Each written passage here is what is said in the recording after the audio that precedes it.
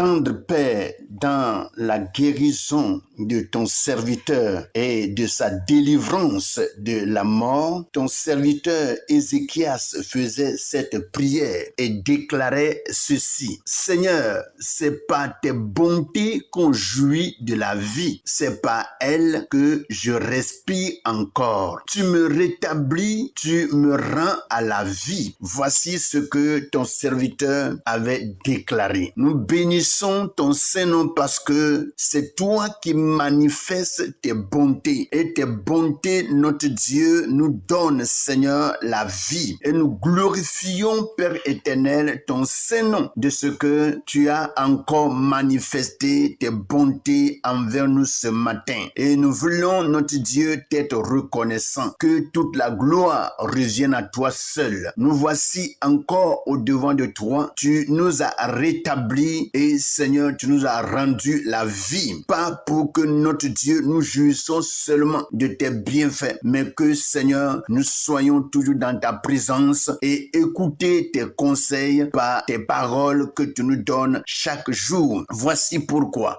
nous sommes encore ce matin au devant de toi pour t'écouter, notre Dieu. Nous prions pour que Père éternel, tu nous enseignes encore ce matin dans le nom puissant de Jésus. Amen. Bonjour frères et sœurs, que la grâce et la paix du Seigneur reposent sur tout un chacun et que sa puissante main soit vraiment notre partage. Nous voici encore dans la présence de Dieu pour écouter la parole vivante de l'Éternel. Avant d'écouter cette parole, nous allons passer un moment de louange pour que notre esprit soit rafraîchi pour une bonne réception de la parole. Soyez bénis et nous passons à la louange. Que le Seigneur soit glorifié. Voici, c'est parti pour la louange. Soyons tous bénis au nom de Jésus. Gloire à Jésus, la parole de Dieu déclare dans 1 Corinthiens chapitre 3, le verset 23. Tout est à vous, vous êtes à Christ et Christ est à Dieu. Jésus nous a tout donné, il est merveilleux. Jésus, ton nom est merveilleux. Jésus, ton nom est merveilleux. Jésus, ton nom est merveilleux. Jésus, ton nom est merveilleux. Jésus, ton nom est merveilleux. Yahweh, ton nom est merveilleux. Adonai, ton nom est merveilleux.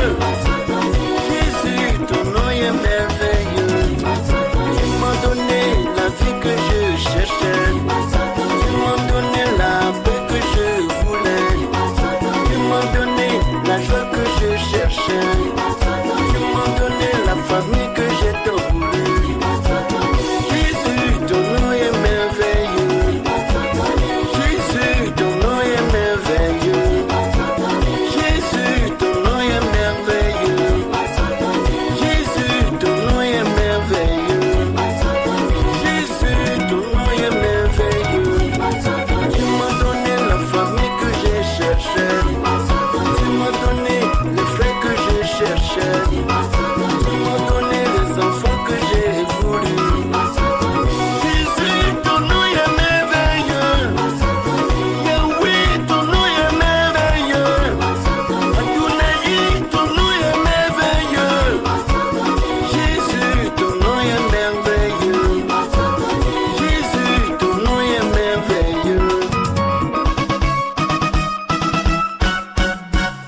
Bonjour les bien-aimés frères et sœurs, que la grâce et la paix du Seigneur reposent sur chacun d'entre nous. Nous bénissons le Seigneur qui nous donne la respiration, le mouvement et l'être d'être ensemble encore ce matin pour partager la parole de Dieu. Merci pour tout un chacun qui vraiment prend sur lui cette opportunité, c'est-à-dire ce courage d'écouter chaque matin la parole parole qui est donnée sur cette plateforme. Je crois bien que chacun prend soin de cette parole et surtout la met en pratique. J'aimerais vraiment voir vos commentaires et voir même des propositions qui pourront m'aider à exceller dans le travail qui se fait chaque matin. Et surtout, aimer et donner des commentaires et partager. Merci pour votre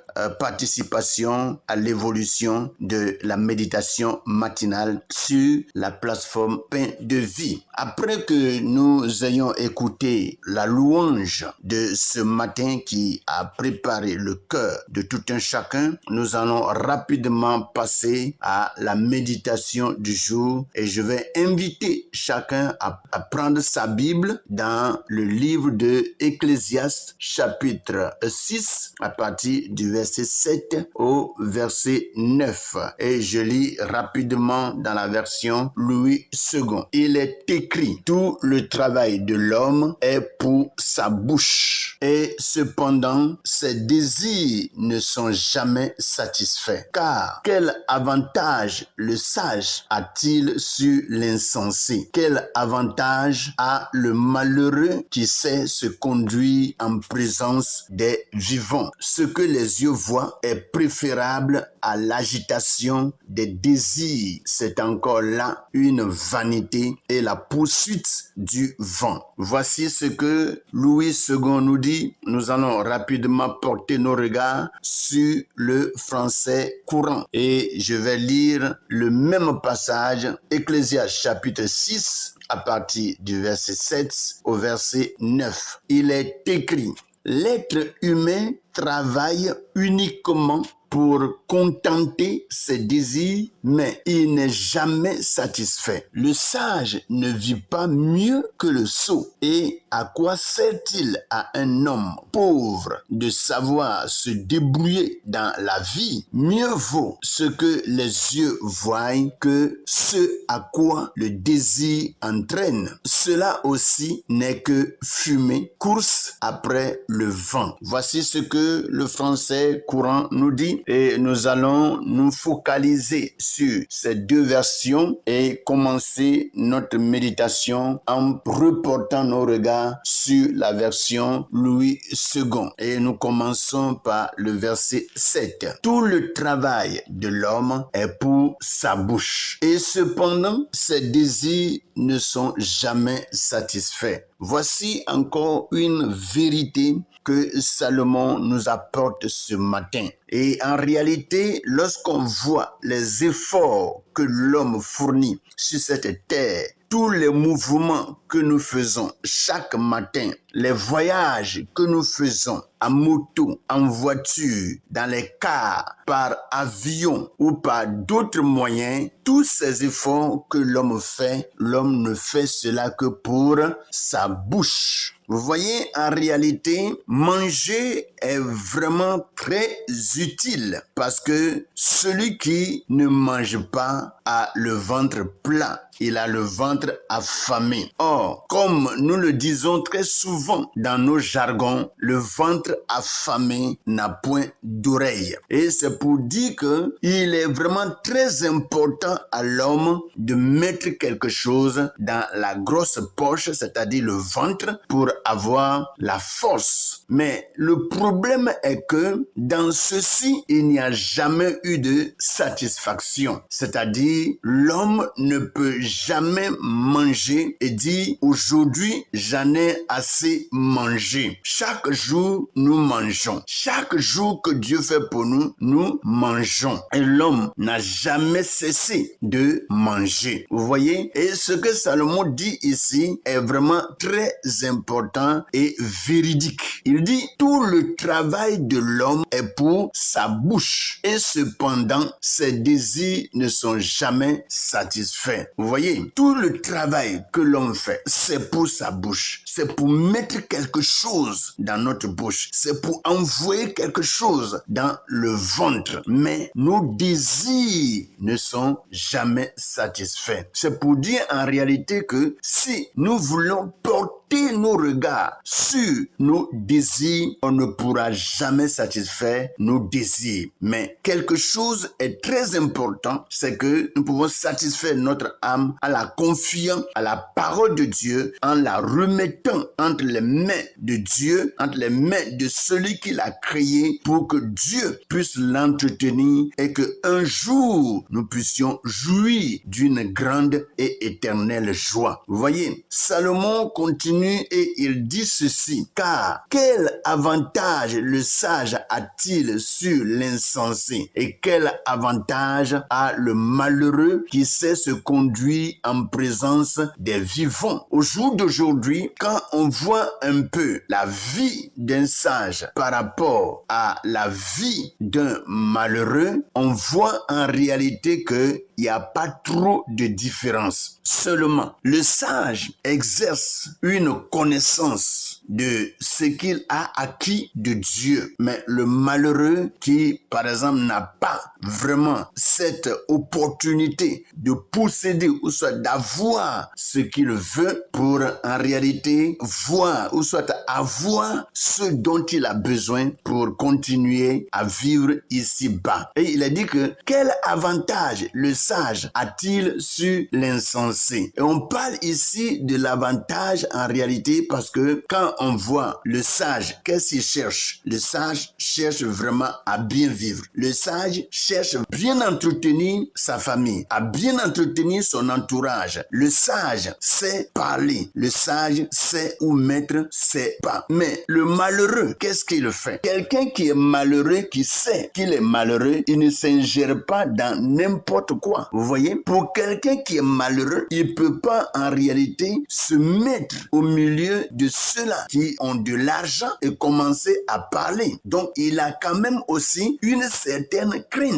et il a quand même un peu de réserve de s'approcher des uns et des autres à cause de son état. Et la Bible nous dit ici, quel avantage a le malheureux qui sait se conduire en présence des vivants. Donc, le malheureux, il est malheureux, mais il ne se conduit pas n'importe comment. Le malheureux ne se met pas n'importe où parce qu'il se connaît. Et se connaissant, il s'est donné en réalité une limite de vie pour ne pas trop se créer des problèmes. Et quand on voit aussi le sage, c'est quelqu'un aussi qui ne s'ingère pas dans beaucoup de choses. Donc quand on compare un peu les deux, on ne voit pas trop l'avantage que l'un et l'autre a en étant malheureux ou soit en étant sage. Mes frères et sœurs, c'est paroles sur lesquelles nous devons vraiment réfléchir et en tirer beaucoup de leçons. Et Salomon continue pour dire, ce que les yeux voient est préférable à l'agitation des désirs. C'est encore là une vanité et la poursuite du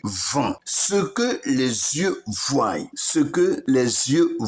est préférable à l'agitation des désirs. Vous voyez? En réalité, ce que l'homme voit, c'est ce qu'il peut toucher. Mais l'agitation est interne. Des fois, nous sommes vraiment agités intérieurement à cause des désirs que nous avons. Il y a en réalité ce qu'on appelle le bon désir et il y a de mauvais désirs. Et surtout, lorsque on est emporté par de mauvais désirs, vous allez voir que lorsque l'homme va vraiment agir par rapport à ses désirs, ça ne sera pas trop bien par rapport à ce qu'il voit. Il y a en réalité une différence dans ce que nous désirons et dans ce que nous voyons. Parce que ce que nous voyons est palpable. Mais les désirs sont des sentiments du cœur, des sentiments intérieurs. Et les sentiments intérieurs ne peuvent pas se comparer à ce que nous pouvons toucher. Et Salomon le dit bien. Il dit, ce que les yeux voient est préférable à l'agitation des désirs. Quand tu vois, tu sais que tu peux toucher. Mais si seulement tu désires la chose, mais tu ne l'as pas encore. On peut désirer, mais ne pas avoir ce qu'on désire. Mais si tu as en face de toi ce que tu vois et tu peux toucher, c'est vraiment préférable. Donc c'est pour dire que il est mieux pour nous de voir avant d'agir au lieu de désirer et confirmer nos désirs comme quelque chose que on peut tout de suite vivre. Alléluia. Vous voyez, dans le français courant, il est dit l'être humain travaille uniquement pour contenter ses désirs, mais il n'est jamais satisfait. L'être humain travaille pour contenter, pour satisfaire ses désirs. Et c'est pour cela que, en réalité, l'homme travaille. C'est-à-dire les désirs de faim, ou soit d'orgueil, ou bien d'autres choses qu'on peut en réalité désirer. Mais nous ne sommes jamais satisfaits. Comme Louis II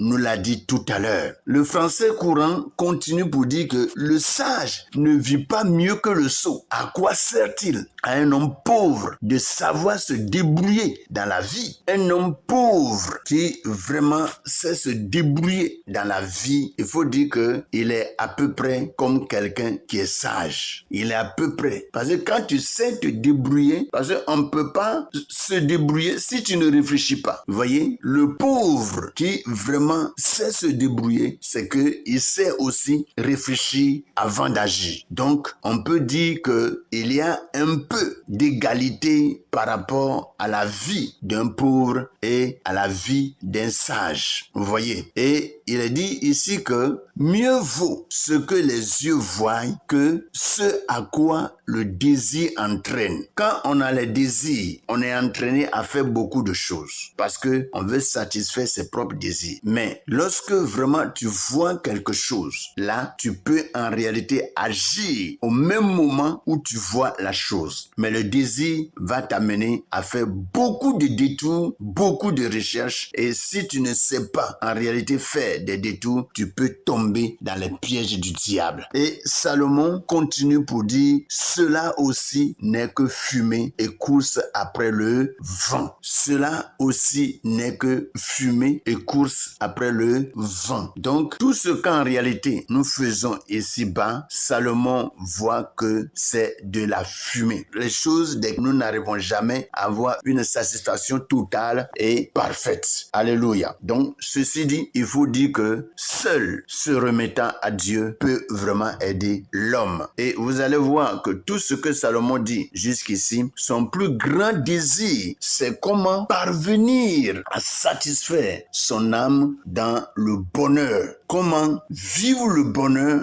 jusqu'à ce que son âme ne dise « j'en ai assez ». Mais ça n'a pas été le cas. Mes frères et sœurs, continuons vraiment de plonger nos regards dans cette méditation et laissons Dieu nous instruire, nous enseigner pour que nous soyons plus éclairés. Que le Seigneur nous bénisse, que sa paix et sa puissante main soient le partage de tout un chacun. Passez une bonne et merveilleuse journée avec le Seigneur Jésus. Amen.